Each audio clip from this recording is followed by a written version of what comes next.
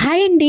నేను తిరుమలకు ఎప్పుడు వెళ్ళినా 365 ఒత్తులు ఇంటి దగ్గరే చేసుకొని వెళ్తాను. వాటిని తిరుమలలో ఎక్కడ వెలిగించాలి అనేదే ప్రశ్న. ఈ ప్రశ్నకు సమాధానం 2 ఇయర్స్ బ్యాక్ ఆ వెంకటేశ్వర స్వామి చూపించాడు. వెంకటేశ్వర స్వామి గుడికి, పుష్కరిణికి మధ్యలో ఒక పెద్ద చెట్టు ఉంటుందండి.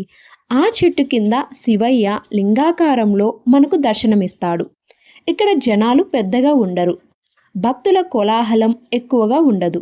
ప్రశాంతంగా మనకు నచ్చినట్టు, మనకి ఇష్టమున్నంతసేపు ఆ దేవుణ్ణి స్మరించుకోవచ్చు. అందుకే ఎప్పుడు నేను తిరుమలకు వచ్చినా ఇక్కడే 365 ఒత్తులు వెలిగిస్తానండి.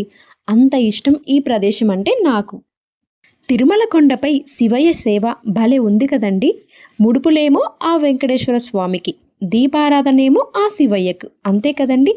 ఇలా ఎప్పుడు కొండపై నేను ఈ ప్రదేశంలో దీపం వెలిగించినా నా మనసులో ఒకటే స్మరించుకుంటాను, అదే శివకేశవులు ఒకటేనని. నేను ఒత్తులు వెలిగించుకోవాలనుకున్న ప్రదేశాన్ని నీటితో శుభ్రపరచుకొని పసుపుతో అలికి బియ్యం పిండితో ముగ్గు వేసుకున్నాను. ఆ ముగ్గును కుంకుమ, పసుపు, పువ్వులతో అలంకరించుకున్నాను. ఈ ప్రదేశం మధ్యలో బియ్యం పిండితో ఒక ప్రమిదను తయారు చేసుకున్నాను.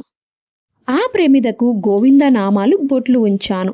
ఈ ప్రమిదలో 365 ఒత్తులు ఉంచి ఆ ఒత్తులపై కర్పూరం ఉంచాను.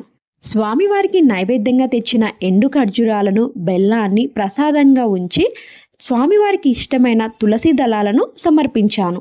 చివరగా ఊదిబత్తులను వెలిగించి ఒత్తులను కూడా వెలిగించాను. ఇలా ఒత్తులను వెలిగిస్తుండగానే ఇద్దరు భక్తులు వచ్చి శ్లోకాలు చదవడం స్టార్ట్ చేశారు.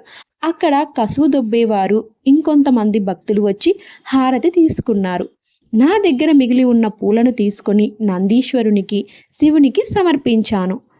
మాకు కూడా హారతి ఇవ్వు అమ్మా అని అడిగి తీసుకున్నారు. ఇలా ఒకరి తర్వాత ఒకరు మొత్తం 6 లేదా 7 మంది వచ్చారు. సాయంకాలం సూర్యాస్తమయం అయ్యే వేళ నా దీపారాధన ఇలా జరిగిందండి. కాసేపు అక్కడే ప్రశాంతంగా కూర్చొని ఆ స్వామివారిని స్మరించుకున్నాను.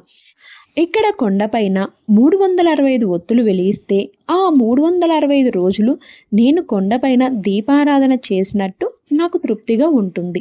అందుకోసమే నేను ఎప్పుడు తిరుమలకు వచ్చినా ఇలా 365 ఒత్తులతో దీపారాధన చేస్తాను. ఈ వీడియో మీకు ఎలా అనిపించిందో కామెంట్ రూపంలో తెలపండి. వెంకటేశ్వర స్వామి దర్శనానికి మేము ఎలాంటి ప్లాన్ లేకుండా, టికెట్లు బుక్ చేసుకోకుండా వచ్చాము. మాకు దర్శనం ఎలా జరిగింది, తిరుమల మాడవీధుల్లో స్వామివారి ఊరేగింపు, ఏనుగుల ఆశీర్వాదం, ఇది అంతా ఫుల్ వీడియో పైన లింక్ ఇచ్చాను, చూసేయండి. Please like and share and subscribe. ఓం నమో వెంకటేశాయ.